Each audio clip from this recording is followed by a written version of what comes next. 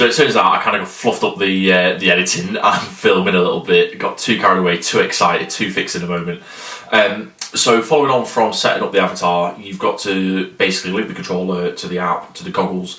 So the next part of this from here on in, on the edit, is that you put the controller, the goggles on, you go through the screen itself, and then it'll prompt you to go outside. The drone doesn't actually fly, it's just a case of powering on the motors, but obviously it's getting you to do it in a safe environment should anything happen. And then from there on in, you are good to fly.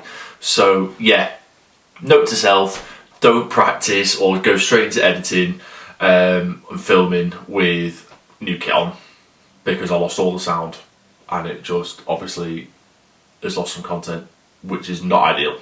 And I could go back and refilm it, but I feel like that's going to lose the authenticity of me going through it and the not struggles, but the experience, if you will, and that'll lose this on the video. So yeah, points to note for next time, and I will see you soon.